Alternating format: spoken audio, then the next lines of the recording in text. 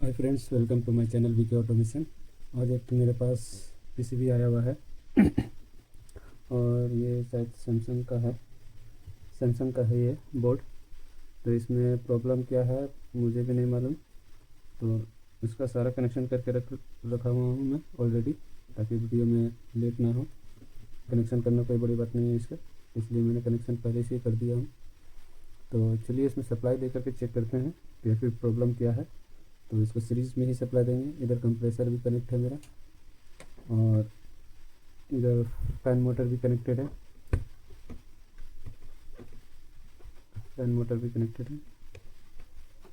और ये इसका डिस्प्ले हो गया। तो इसको सप्लाई देते हैं, डायरेक्ट ही देंगे, कंप्रेसर चलाना है। तो इसका सप्लाई दे दिए, अभी नॉर्मल मोड में है। तो इसको स्टैंड बाय से रिलीज़ करते हैं। स्टैंड बाय से यहाँ पर जैसे कि देख रहे हैं एलईडी फास्ट ब्लिंक कर रहा है, मतलब इसमें कोई प्रॉब्लम है। तो देखते हैं कंप्रेसर चलता है कि नहीं चलता है।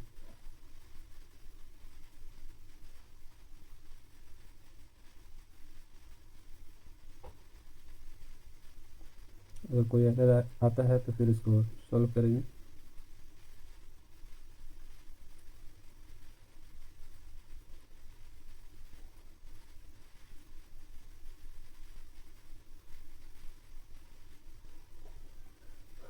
P1 का एरर आ रहा है। तो इसका P1 का एरर होता है इनपुट वोल्टेज हाई और लो, मतलब डीसी लिंक का एरर हो सकता है। तो इसमें डीसी लिंक का आपका एरर दिखा रहा है, वोल्टेज हाई या लो का इसमें प्रोटेक्शन बन रहा है। तो इसको चेक करेंगे। तो इसको इंडोर को साइड कर लेते हैं, मोटर को भी साइड कर लेते हैं, क्योंकि काम हमको आउटडोर में करना होगा। P1 का एरर है तो इसका आउटडोर में ही काम करना होगा। इसका डीसी लिंक वोल्टेज का आपका एरर है हाई या लो। तो चलिए इसको चेक करते हैं। इसको स्टैंड बाय में कर लेंगे और पावर ऑफ, और पीसीबी का थोड़ा सेट कर लेते हैं सही से। पीसीबी का हीटसिंक भी खोल लिया है। इसमें जो एरर है जो P1 का है, उसमें इनपुट वोल्टेज हाई या लो का प्रोटेक्शन, या डीसी वोल्टेज हाई या लो का प्रोटेक्शन होता है। इसमें एसी लिंक और डीसी लिंक का सर्किट चेक करना होगा। तो इसमें एसी लिंक का तो सर्किट नहीं है। इसमें दो सर्किट बना हुआ है जो माइक्रो कंट्रोलर सेंस करता है कि वोल्टेज सही है या नहीं है, वोल्टेज ज़्यादा है कि कम है। एक है डीसी लिंक, एक है प्री डीसी लिंक। तो इसमें दो सर्किट है। तो चलिए चेक करते हैं एक एक करके।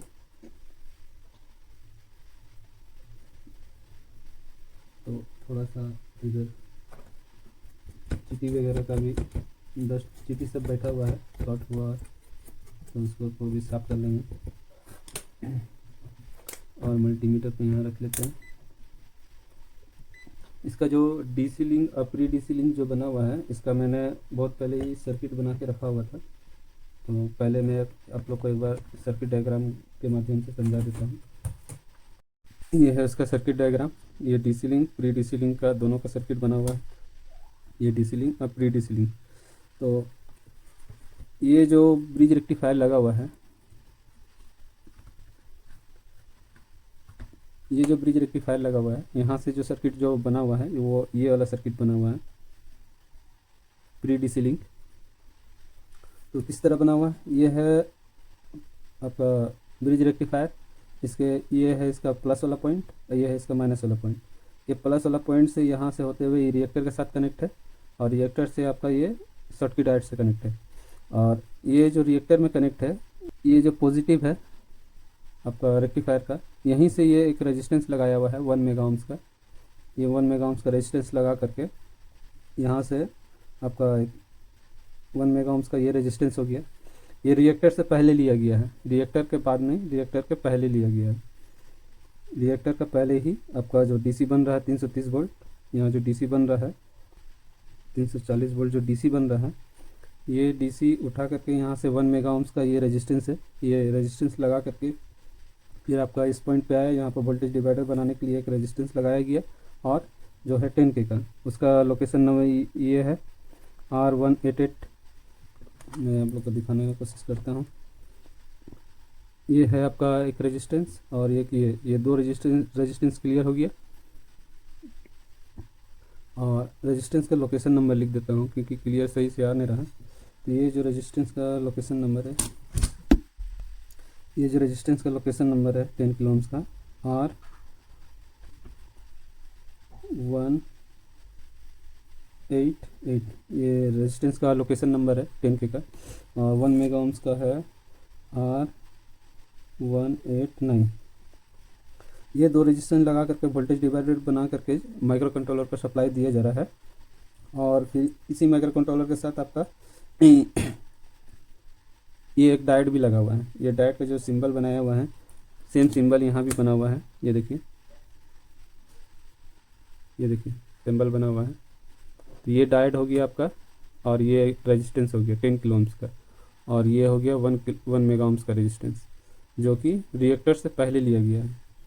ये दोनों रेजिस्टेंस लगा करके यहाँ वोल्टेज डिवाइडर बनाया गया है, और यहाँ से फिर एक पीएफ कैपेसिटर लगाया गया है। और उसके बाद फिर यहीं से आपका ये जो वोल्टेज डिवाइडर आ रहा है, ये सीधा आपका इस डायोड पे भी आ रहा है और माइक्रो कंट्रोलर पे भी जा रहा है। ये प्रोटेक्शन के लिए लगाया गया है। ये जो आपका डायोड है, ये प्रोटेक्शन के लिए लगाया गया है ताकि माइक्रो कंट्रोलर ख़राब ना हो। जब यहाँ से ये रेजिस्टेंस जब कट जाएगा तब यहाँ से ये 5 वोल्ट डायरेक्ट इधर चले जाएगा माइक्रो कंट्रोलर को। तो ये तो क्लियर हो गया।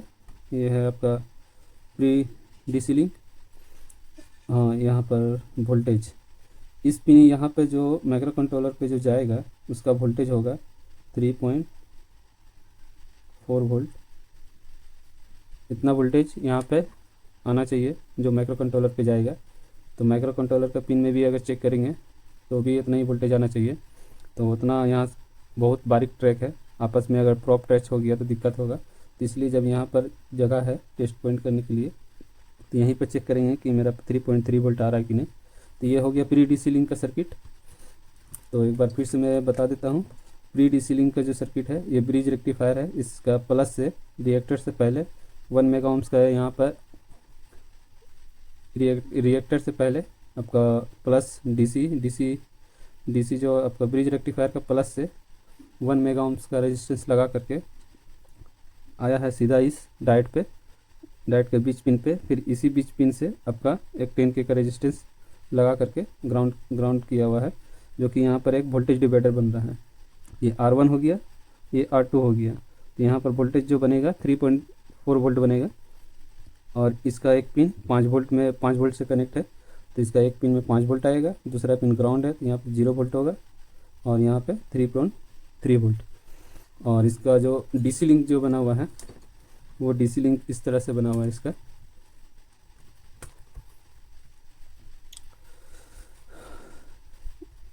ये जो डीसी लिंक बना हुआ है ये रिएक्टर का बाद बना हुआ है। रिएक्टर जो लगा है, रिएक्टर आपका हो गया, सर्किट डायोड हो गया, ये फिल्टर कैपेसिटर हो गया, उसके बाद से ही आपका इसका सर्किट बनाया गया है।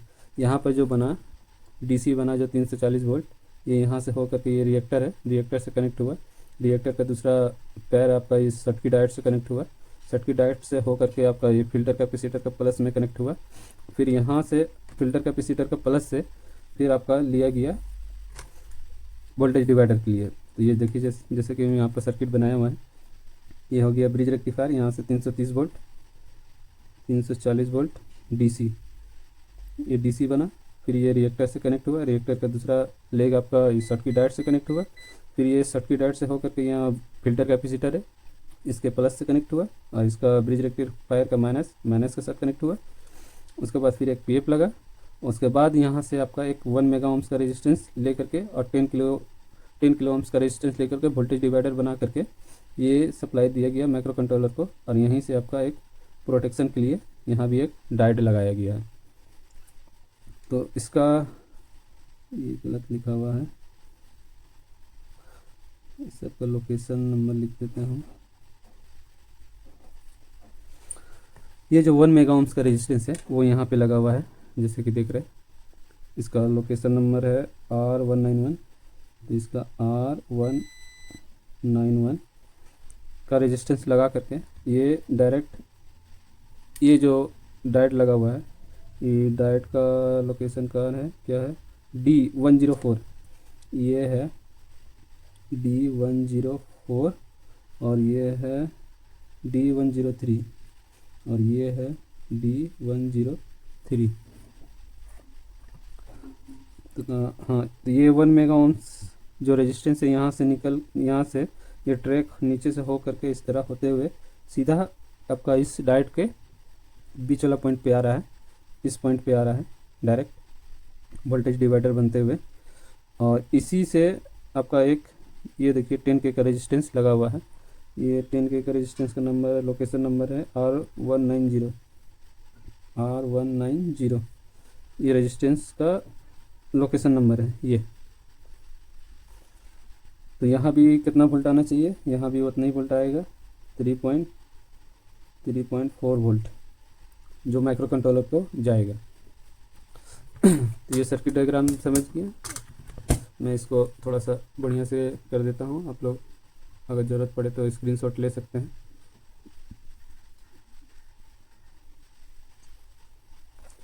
अब चलिए अब चेक करके भी दिखा देता हूँ कैसे कैसे इसका ट्रैक दिया है, कैसे कैसे नहीं।